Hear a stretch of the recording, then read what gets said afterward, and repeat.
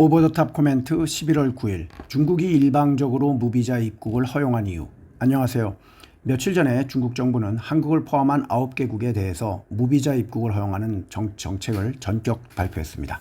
이 정책은 11월 8일부터 내년 12월 30일까지 한시적으로 시행되며 한국의 여권 소유자는 비즈니스, 관광, 친지 방문 등의 목적으로 최대 15일까지 비자 없이 방문할 수 있습니다.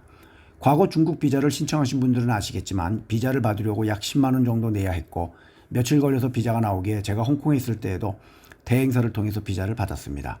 그런데 이번 발표는 너무나도 갑작스럽게 중국이 발표를 했고 우리나라 정부는 요청도 하지 않았습니다. 중국은 현재 말레이시아, 태국, 싱가포르 등의 24개 국가에게 상호 무비자 협정을 맺고 있고 16개 국가에는 한국과 같이 일방적으로 무비자 입국을 허용했습니다.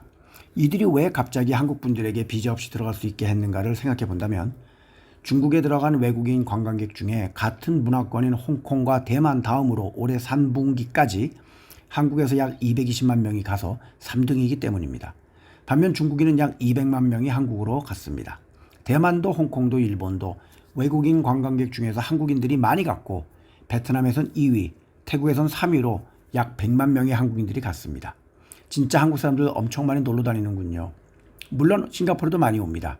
며칠 전에 인천에서 싱가포르로 돌아오는 저희 지인이 저에게 보내준 일청사의 출국장 사진을 보면 정말 엄청나게 많은 사람들이 인천을 떠나고 있었습니다. 결국 중국의 경제가 최근에 아주 어렵기 때문에 한국을 포함한 외국인들이 들어가서 돈을 쓰게끔 하는 것입니다. 얼마나 어렵냐면 최근 흑룡강성의 작은 농민들이 이용하는 은행조차도 파산했고 다른 성의 병원, 회사, 상점 등도 어려운 상황입니다. 올해 파산이 된 중국 은행의 수가 약 50개입니다. 그리고 올해 7월 말까지 1,500개의 지점이 문을 닫았습니다.